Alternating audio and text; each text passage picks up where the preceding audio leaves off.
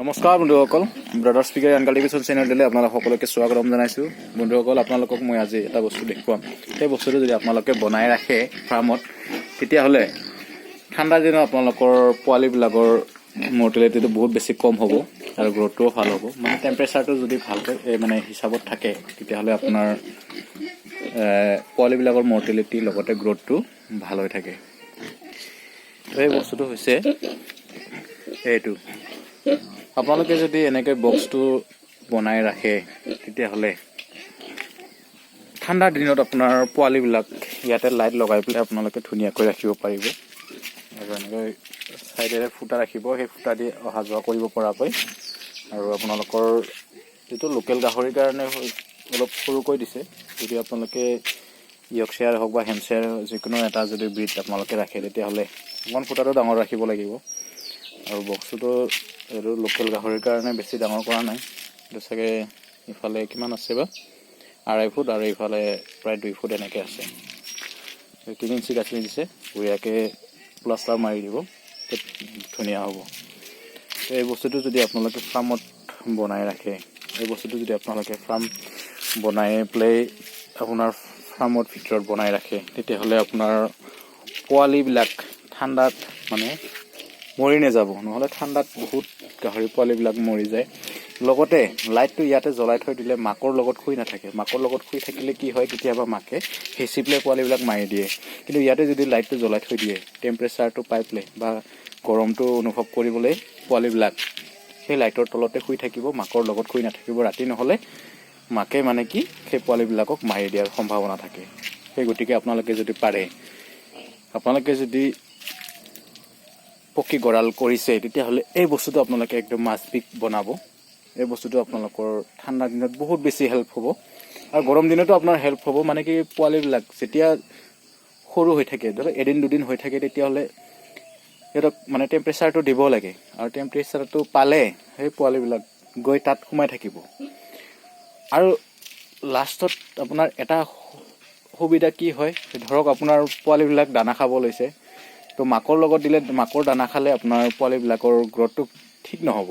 যদি আপুনি ফ্ৰী ষ্টাৰ্টাৰটো যদি আপোনালোকে এই ভিতৰত থৈ দিয়ে, তেতিয়াহ'লে যেতিয়াই মানে কি সিহঁতৰ ভোক লাগিব বা খাব ইচ্ছা কৰিব, এই ভিতৰত গৈ পেলাই ধুনীয়াকৈ খাব পাৰিব। তো সেই সুবিধাটো আপোনালোকৰ থাকিব। কিন্তু যেতিয়া মানে খাব পৰা অৱস্থাত হ'ব, তেতিয়াতো আপুনি ছাইড কৰি পেলাই পোৱালিক দানা খুৱাব নোৱাৰে, মাকৰ লগতে থাকিব। আৰু সেইটো আপোনাৰ বহুত বেছি কাম হৈ যাব। যদি আপোনাৰ বক্সটো থাকে, তেতিয়াহ'লে বক্সৰ ভিতৰত আপোনালোকে ফ্ৰী ষ্টাৰ্টাৰ, মানে কি ষ্টাৰ্টাৰো নহয়, তাৰ আগৰ যিটো পৰ্যায়ত খুৱায় সেই দানাটো ভিতৰত দি থৈ দিলে পোৱালিবিলাক যদি খাব পৰা অৱস্থাত হয় বা খাব পৰা হয়, তেতিয়াহ'লে নিজে নিজে খাই থাকিব পাৰিব। আৰু লাইটটো আপোনালোকে 24 আৱাৰ্ছ দি থৈ দিব পাৰে, বা দিনৰ ভাগত যদি ৰ'দ পৰে তেতিয়াহ'লে নিদিলেও হয়। কিন্তু যদি আপোনাৰ বক্সটো থাকে, বহুখিনি সুবিধা হয়। তো নিশ্চয় আপোনালোকে বুজি পাইছে যে বক্সটো আমাক কিয় লাগে, এই বক্সটো বনালে আমাৰ কি সুবিধা হয়, সেইখিনি বস্তু আপোনালোকে নিশ্চয় বুজি পালে। যদি আপোনালোকে নতুনকৈ গাহৰি ফাৰ্ম আৰম্ভ কৰিব বিচাৰি আছে বা গঁৰালটো বনাব বিচাৰি আছে, বক্সটো আপোনালোকে একদমবাৰে পাৰ্মানেণ্টলি বনাই ৰাখিব। আৰু কিছুমানে কি দিয়ে, আপোনাৰ গ্ৰিল লগত বনাই দিয়ে। গ্ৰিল লগত বনালে আপোনালোকৰ এটা অসুবিধা হয়, আপোনাৰ বতাহবিলাক সোমাই যায় থাকে। ঠাণ্ডা দিনত বতাহবিলাক গৈ পেলাই আপোনাৰ পোৱালিৰ গাত লাগি যায়। তো লাইটটোৰ টেম্পাৰেচাৰটো থাকেই বাৰু, কিন্তু যদি এনেকৈ দিয়ে, আপোনালোকৰ ওপৰত যদি আপোনালোকে লাইটটো দিয়ে, তাৰপিছত ঠাণ্ডাটো কম লাগিব। আৰু যদি আপোনালোকে গ্ৰিল লগত বনায়, তেতিয়াহ'লে ঠাণ্ডাটো আপোনাৰ লাগিব পাৰে। তো মই আপোনালোকক এই ফাৰ্মখন দেখুৱাইছিলোঁ, কেইদিনমান আগতে বনাই আছিল। এতিয়া 3টা ৰুম বনাইছে, লাহে লাহে বনাব। আৰু তো আপোনালোকে এনেকৈ 1-2টা ৰুম বঢ়াই পেলাই ফাৰ্মখন মানে ডাঙৰ কৰিব পাৰিব। কিন্তু আপোনালোকৰ এটা ইচ্ছা থাকিব লাগিব যে আপোনালোকে গাহৰি ফাৰ্ম কৰি পেলাই কিবা এটা কৰিম বুলি যদি ইচ্ছা কৰে, তেতিয়াহ'লে কৰিব পাৰিব। এই 2জনী প্ৰেগনেণ্ট আছে, আৰু তাততো পোৱালিবিলাকক মই দেখুৱালোঁ আপোনালোকক। তাত 8টা পোৱালি আছে, 8টা পোৱালি খাচী আছে আপোনাৰ, আৰু সৰু পোৱালি মাইকী পোৱালি আছে।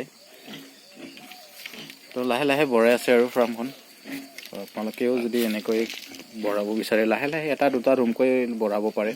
একেবাৰতেতো বঢ়াবলৈ হ'লে বহুতখিনি টকাৰ প্ৰয়োজন হয়। তো এনেকৈ যদি আপোনালোকে লাহে লাহে বঢ়ায়, তো এনেকৈও আপোনালোকে ডাঙৰ ফাৰ্মত ৰূপান্তৰ কৰিব পাৰিব আপোনাৰ সৰু ফাৰ্মখন। তো বন্ধুসকল আজিৰ ভিডিঅ'টো বুজি পালে যে আপোনালোকে বক্সটো বনালে কি সুবিধা হয় কি অসুবিধা হয় আৰু এই বক্সটো বনালে বহুত বেছি খৰচ নহয় আপোনাৰ খুব বেছি ইয়াতে 15-20টা মান ইটা আপোনাৰ প্ৰয়োজন হ'ব অকমান সিমেন্ট বালিৰ প্ৰয়োজন হ'ব প্লাষ্টাৰ মাৰি দিলে আপোনাৰ থনথনিয়া হ'ব আৰু এইটো 3 ইঞ্চি গাঁথনি দিলে আপোনাৰ কোনো টেনচন নাই ভালকৈ যদি আপোনালোকে বাহিৰে ভিতৰে প্লাষ্টাৰ কৰি দিয়ে তো এইখিনি আছিল বন্ধুসকল নিশ্চয় বুজি পাইছে যদি ভিডিঅ'টো চাই ভাল লাগিছে বা আপোনালোকৰ কিবা জানিবলগীয়া আছে তেতিয়াহ'লে কমেন্ট বক্সত কমেন্ট কৰি পেলাই জনাব মই ৰিপ্লাই দিবলৈ চেষ্টা কৰিম ধন্যবাদ ভিডিঅ'টো ধৈৰ্য সহকাৰে শেষলৈ চোৱাৰ বাবে